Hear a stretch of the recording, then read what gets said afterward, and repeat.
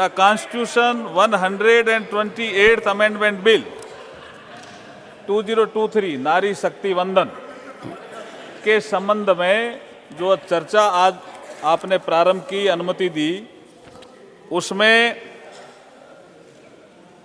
रंजीता रंजन से लेकर के निर्मला सीतारमण जी और मल्लिका अर्जुन खड़गे जी सहित 72 सदस्यों ने इसमें भाग लिया है। मैं सभी सदस्यों का धन्यवाद करता हूं और सबने करीब करीब मुझे लगता है इस बिल का समर्थन किया है, इसलिए मैं सबका आभार भी प्रकट करता हूं।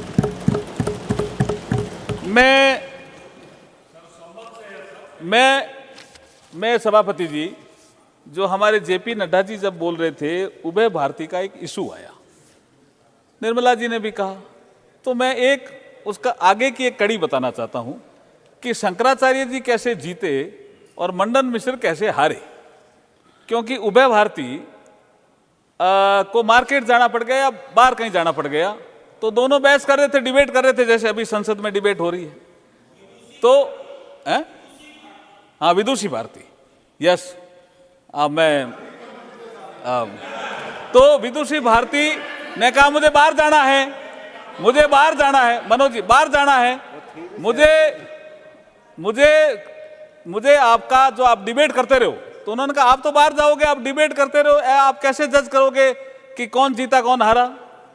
लेकिन विदुषी भारती ने क्या किया, 2 फूलों की नेचुरल मालाएं एक अपने पति को पहनाई और एक शंकराचार्य जी को पहनाई, और जब 3-4 घंटे बाद वापस आई तो उन्होंने अपने पति को हारा हुआ डिक्लेयर किया और शंकराचार्य जी को जीता हुआ डिक्लेयर किया। तो अपने पति ने पूछा कि ऐसे कैसे किया, तुम तो बाहर थी। उन्होंने कहा मैंने खुशबू की जो फूलों की माला थी नेचुरल, वो आप दोनों को पहना के गई। डिबेट के दौरान आपको गुस्सा आ गया, जिससे आपकी माला सूख गई, और शंकराचार्य जी गुस्सा नहीं आया, इसलिए वो माला सूखी नहीं। इसलिए विदुषी महिलाओं का ये जो काम है, अगर ऐसी महिलाएं आएगी संदर्भ में तो निर्णय सात्विक होंगे, हमें भी ज्ञान देंगे और अच्छा निर्णय करने पाने में हम सक्षम होंगे। ऐसा बिल मोदी जी ने के नेतृत्व में हम लेकर के आए। सबने अपने समर्थन जुटाया। अब आप खड़गे जी को अभी गुस्सा आ रहा था, केसी वेणुगोपाल जी को आ रहा था।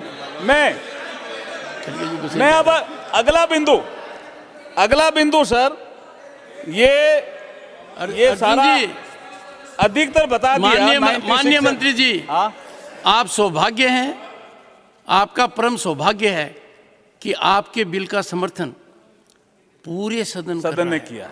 ऐसी परिस्थिति में अब कोई आक्रोश की गुंजाइश नहीं है। थोड़ी चीजें तो मैं बताऊंगा, दो चार चीजें सभापति जी, 2-4 चीजें सभापति जी, क्योंकि ये नए विषय हैं, जैसे अभी ये विदुषी भारती वाला विषय है, कुछ नई चीजें आएगी। चलो, मैं एक विषय जिसका जिक्र गीता मुखर्जी कमेटी का जिक्र आया, लेकिन इसमें सदस्य कौन कौन थे उसका उल्लेख तो करना चाहिए और सदन को जानना चाहिए।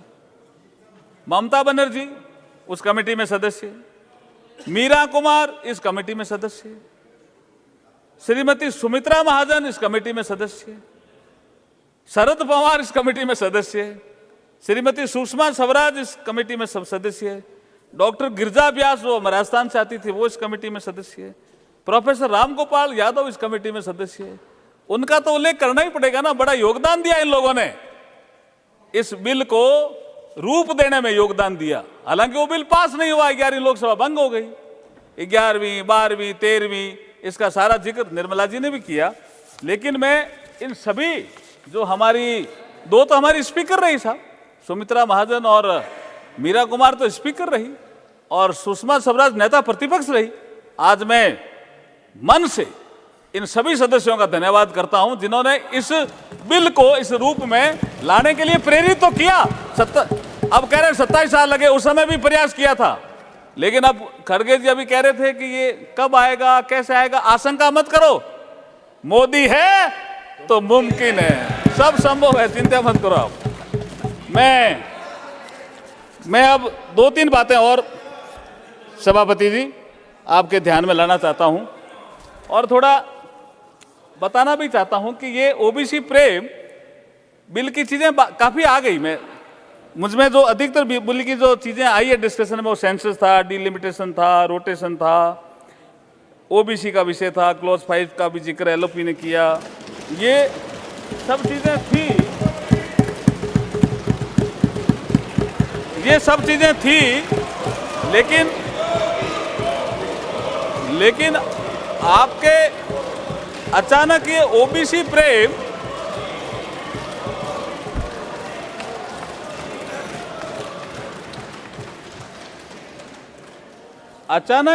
अभी आपके ओबीसी प्रेम कैसे याद आया, मेरे समझ में नहीं आया। आप तो बाबा साहब भीमराव अंबेडकर जी को मानते हैं। 1951 में बाबा साहब ने नेहरू मंत्रिमंडल से इस्तीफा दिया था और उसमें उन्होंने 4-5 कारण गिनाए थे, लेकिन एक कारण यह भी गिनाया था कि नेहरू जी आपने वादा किया था कि ओबीसी समाज के लिए, वेलफेयर के लिए मैं कमीशन बनाऊंगा। आपने कमीशन नहीं बनाया, इसलिए मैं इस्तीफा दे रहा हूं। तब से आप तो ओबीसी के खिलाफ थे। अब अभी कैसे प्रेम जाग गया आपका? तब से लेकर के और जो संवैधानिक दर्जे का मामला था वो भी प्रधानमंत्री मोदी जी के कालखंड में हुआ, आपके कालखंड में तो वो भी नहीं हुआ। कैसे आपने पता नहीं प्रेम आपका जाग गया? ये राजनीतिक कारण से जागा होगा। मैं एक विषय योजनाओं का जिक्र आया, उसमें एक चीज सभापति जी कहना चाहता हूं। योजनाएं ठीक है, सभी ने बनाई होगी, सब बनाते ही हैं, लेकिन प्रधानमंत्री मोदी जी के कालखंड में जो योजनाओं की स्थिति बेहतर कैसे हुई उसका एक उदाहरण देना चाहता हूं। पक्का मकान बनाने की योजना थी और हमने सबने देखा एक पंचायत में 2 या 3 टारगेट आते थे। प्रधानमंत्री 2014 में आए, प्रधानमंत्री आवास योजना आई और एक ग्राम पंचायत में जहां 3 और 4 टारगेट आते थे वहां 300 और 400 टारगेट आने लग गई। राशि 43,000 होती थी जो 1.5 लाख हो गई और कुछ राज्य सरकारों ने सहयोग किया तो 2.5 लाख हो गई। कहां 3 और 4 टारगेट, कहां 300 और 400 टारगेट, कहां राशि 43,000 और कहां राशि 2.5 लाख तक पहुंच गई। और उसके बाद स्केल और स्पीड तो बढ़ी। उसके बाद जियो टैगिंग टेक्नोलॉजी का यूज करके जो आप यूटिलाइजेशन सर्टिफिकेट नहीं आया, आप वीडियो से मंगाओ, कलेक्टर से मंगाओ, सारी प्रक्रियाओं में उसको किस्त मिलती ही नहीं थी। तो ये सारी प्रक्रियाओं को समाप्त करके जियो टैगिंग करके सीधा डीबीटी में पैसा दिला दिया। ये एम्पावर्ड किया महिलाओं को, इसलिए योजनाओं का जिक्र करना जरूरी था। हमारे प्रधानमंत्री जी का जो नारा, कोई विषय आया कि आप अलग अलग सोचते हैं, होलिस्टिक अप्रोच से सोचते हैं प्रधानमंत्री जी, इसलिए प्रधानमंत्री जी ने नारा दिया सबका साथ, सबका विकास, सबका प्रयास और सबका विश्वास। ये हमारा मूल मंत्र है सरकार का काम करने का। होलिस्टिक अप्रोच में सोचते हैं। इसलिए मैं कहता हूं कि ये जो सेशन आया, इस सेशन में जो ये बिल आया, यही समय है, सही समय है, भारत का अनमोल समय है। ये प्रधानमंत्री जी का कोट ही नहीं है, ये जीवन शैली है। अमृतकाल का समय, नए संसद भवन में पहला बिल और वो भी नारी शक्ति वंदन का, और उसमें भी सभी दलों का समर्थन। इसलिए मैं सभी का आभार भी पुनः प्रकट करना चाहता हूं। मैं विपक्ष की एक बात से, जयंत चौधरी जी ने एक बात कही कि नीति स्पष्ट नहीं थी आपकी इसलिए लेट हो गए, नीयत नहीं थी। जयंत जी, ये मैं कहना चाहता हूं, ये बिल इसलिए नहीं लाया गया है कि हमको इसको अटकाना चाहते हैं। अटकाना और भटकाने वाला टाइम चला गया। विपक्ष के समय लोकसभा में ये बिल इसलिए पास नहीं हो सका क्योंकि उनके पास ना तो नीति थी, ना नीयत थी, ना नेतृत्व था। आज हमारे पास नीति भी है, नियत भी है, आदरणीय मोदी जी जैसा नेतृत्व भी है, इसलिए बिल आया, सर्वसम्मति तक पहुंच गया। ये सारी प्रक्रियाओं से पार करता हुआ मैं, एक विषय आया जनगणना का, कि जनगणना की क्या जरूरत होती है। उन लोगों ने जनगणना की, जनगणना का आप थोड़ा अर्थ भी समझते ही होंगे, सब विद्वान लोग बैठे हैं। भारत में जनसंख्या जनगणना संघ का विषय है अनुच्छेद 246 और संविधान की 7वीं अनुसूची के क्रम संख्या 69 पर यह सूचीबद्ध है। जनगणना संबंधी जो संवैधानिक प्रावधान हैं वो इस प्रकार हैं। लोकसभा में राज्यों को सीटों का आवंटन, प्रत्येक राज्य के क्षेत्रीय निर्वाचन क्षेत्रों में विभाजन को भारत के संविधान के अनुच्छेद 82 के अनुसार जनगणना के आंकड़ों के आधार पर पुनः समायोजित किया जाता है। ये संवैधानिक प्रावधान है। आप कह रहे हो अभी ले आओ, 24 में ले आओ। अरे जनगणना में देखो ये आंकड़े इकट्ठे किए जाते हैं, खाली जनगणना नहीं है, ये हेड काउंट नहीं है। इसमें आपको आर्थिक गतिविधि क्या है, साक्षरता की दर क्या है, शिक्षा का स्तर क्या है, आवास और घरेलू सुविधाएं, शहरीकरण, प्रजनन, मृत्यु दर, अनुसूचित जाति, अनुसूचित जनजाति, भाषा, धर्म, प्रवासन, विकलांगता और कई अन्य सामाजिक, सांस्कृतिक और जनसांख्यिक डेटा के बारे में जानकारी का एक विश्वसनीय स्रोत है। ये छोटा विषय नहीं है जनगणना। आपने ऐसे ही कह दिया क्या है जनगणना, करा लो जनगणना, ऐसे ही हो जाएगी। और 82 आर्टिकल के बारे में भी आपने ऐसा बोल दिया। ये सब ऐसी प्रक्रियाएं हैं जिसके कारण इसको हमने कहा है, इसमें क्लोज 5 में जोड़ा है, क्लोज 5 में जोड़ा है कि बिल पास होगा, सेंसस होगी और 2026 तक चूंकि फ्रीज है डिलिमिटेशन आयोग का विषय, तो उसके बाद डिलिमिटेशन होगा। डिलिमिटेशन आयोग स्टेक होल्डर से कंसल्टेशन करके और सीट कौन सी रिजर्व होगी वो तय करेगा। इसलिए ये विषय कोई हम ऐसा नहीं कह रहे हैं कि हम करना नहीं चाहते, हम करना चाहते हैं, लेकिन ये कुछ संवैधानिक चीजें थी जिसके बारे में मुझे आपको बताना था। मैं अब थोड़ा बिल के बारे में आता हूं सभापति जी, थोड़ा सा, ज्यादा नहीं, थोड़ा सा बिल के बारे में आता हूं कि ये मैं कह रहा हूं कि हम नारी शक्ति को, उनके स्वाभिमान को सम्मान देकर के सच्चे अर्थों में नारी शक्ति वंदन कर रहे हैं। भारत की महान परंपरा में नारी शक्ति का योगदान हमेशा से ही रहा है। वैदिक काल में गार्गी, अपाला घोषा, लोपा मुद्रा जैसी विदुषी महिलाओं का उल्लेख मिलता है जिन्होंने उस काल में देश और समाज को नेतृत्व प्रदान किया। रानी दुर्गावती, रानी चेन्नम्मा, रानी अहिल्याबाई, रानी लक्ष्मीबाई जैसी नारी शक्तियों ने समय पर आने पर राज्य का नेतृत्व किया। ये उल्लेख हुआ, इसलिए कह रहा हूं अपने राज्य के शत्रुओं से भी अपने राज्य की जनता की भी रक्षा की और विकास के नए प्रतिमान भी गढ़े। इसलिए मैं सावित्रीबाई फूले, रमाबाई, रानी गैडिनल्यू, भगनी निवेदिता, एनी बेसेंट, उषा मेहता, सरोजिनी नायडू, अरुणा अशरफ अली, अमृता बिश्नोई, सुषमा स्वराज ऐसी विदुषियों को मैं इस मन में याद भी करता हूं।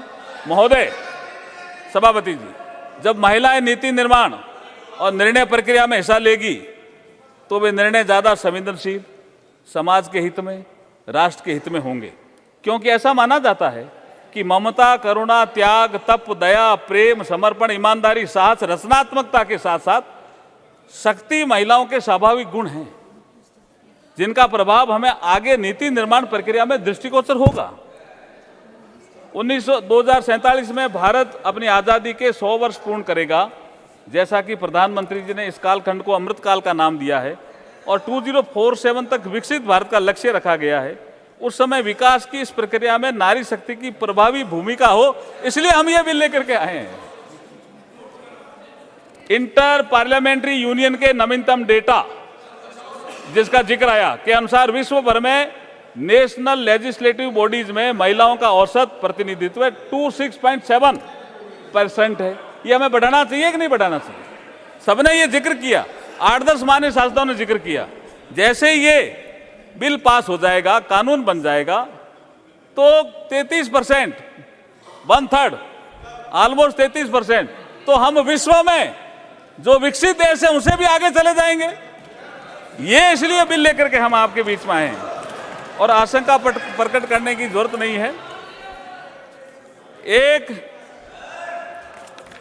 एक विषय आया, देखिए सभापति जी, मैं करीब मैं अब समाप्ति की ओर ही हूं, क्योंकि मुझे एक विषय आया अडल्ट फ्रेंचाइज का, मताधिकार किसने दिलाया था? ये मताधिकार बेसिक पॉइंट था, जिसके कारण देखिए 27 जनवरी 1990 को साउथ बोरो कमेटी आई। फिर उसके बाद बाबा साहब अंबेडकर लगातार लगे रहे कि अडल्ट फ्रेंचाइज होना चाहिए। हमारे भी बहुत से लोग लगे रहे, लेकिन बाबा साहब अंबेडकर का एक कोट याद करूंगा सभापति जी, एक बाबा साहब का कोट याद करूंगा। जब हम मताधिकार दे रहे थे संविधान सभा में, तब कई लोगों ने कहा, ये कांग्रेस के लोग भी थे उसमें अधिकतर, कई लोगों ने कहा कि मताधिकार मत दो, बहुत से लोग अनपढ़ हैं, बहुत से लोग अनपढ़ हैं। लेकिन बाबा साहब ने क्या कहा, मैं एक कोट करूंगा, quote unquote, my feeling is that every man is intelligent enough to understand exactly what he wants. Literacy has not much bearing on this point. A man be illiterate, none of less he may be intelligent. ये बाबा साहब का सोच था, जिसके कारण ये मताधिकार आया। मताधिकार के बाद अब प्रतिनिधित्व देने हम जा रहे हैं। अब मैं चूंकि बहुत से विषय आ गए और कुछ कविताओं का विषय भी आया, तो मैं भी मेरी लास्ट में एक अंतिम कविता कह करके अपनी बात समाप्त करता हूं। अमृतकाल की बेला आई, सभापति जी, अमृतकाल की बेला आई, इच्छा शक्ति दिखाई है, नारी शक्ति बंधन से महिला पहचान बढ़ाई है। नहीं रुकेगी, नहीं थकेगी, महिलाएं अब नहीं झुकेगी, एक नया इतिहास रचेगी, रोशन अपना नाम करेगी। सारा भारत झूम रहा है, और सारा भारत झूम रहा है, आपने देखा होगा कितनी महिलाएं बैठी है। सारा भारत झूम रहा है, घर घर मंगल गान बजा है, नारी को अधिकार मिला है, भारत माँ का मान बढ़ा है। भारत विकसित राष्ट्र बनेगा, जो प्रधानमंत्री जी का सपना है। भारत विकसित राष्ट्र बनेगा, दुनिया का सिरमौर बनेगा। सभापति जी, भारत विकसित राष्ट्र बनेगा, दुनिया का सिरमौर बनेगा।